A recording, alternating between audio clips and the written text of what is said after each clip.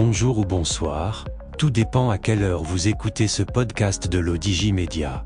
Notre chroniqueur de l'ODJ, Afid Fassifiri, partage son avis et ses réflexions dans un article qu'il a intitulé « Et si le Maroc imposait le visa payable à l'arrivée ?» Alors écoutons-le dans ce podcast. L'auteur démarre son article ainsi. Vive la réciprocité. Est-il normal que l'entrée au territoire national soit gratuite pour les ressortissants de certains pays ? Imposer, dans le cadre de la réciprocité des bons procédés diplomatiques, un visa payable à l'arrivée des visiteurs et touristes, voilà une option à laquelle devrait réfléchir le gouvernement marocain. L'auteur poursuit son article ainsi. Le Maroc impose depuis longtemps un visa aux pays arabes et africains, qui exige en contrepartie un visa aux Marocains. Mais, en ce qui concerne les pays de l'espace Schengen, la Grande-Bretagne, les Amériques et autres, le Maroc n'a jamais osé franchir le pas, malgré des épisodes de crise avec certains pays européens à un moment où il était légitime d'exiger la réciprocité. Des pays comme l'Égypte et la Thaïlande, qui reçoivent plus de 30 millions de touristes chaque année, ont depuis longtemps mis en place ces visas payables à l'arrivée. Ainsi, les visiteurs et les touristes ne sont pas obligés d'effectuer des démarches consulaires, mais sont tenus de s'acquitter d'une certaine somme une fois sur place. Cherchez l'argent là où il y en a.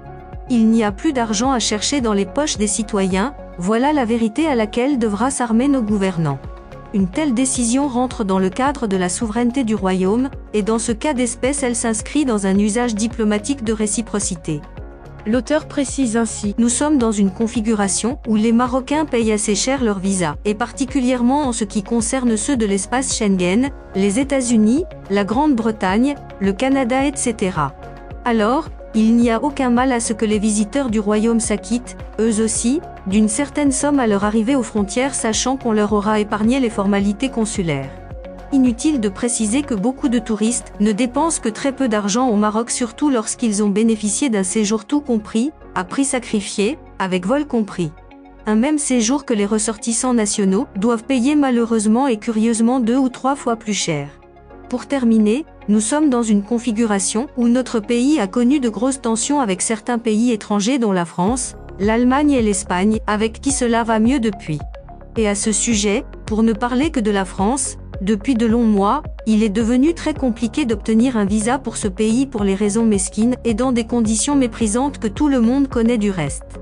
La diplomatie marocaine se conjugue désormais selon de nouveaux paradigmes géopolitiques et franchement, l'on ne voit absolument pas pourquoi elle n'imposerait pas la réciprocité à certains pays. L'auteur conclut son article ainsi. Alors, le ministère des Affaires étrangères franchira-t-il le cap ? La fin justifie les moyens, et ce seront de grosses sommes qui vont rentrer chaque jour dans les caisses de l'État.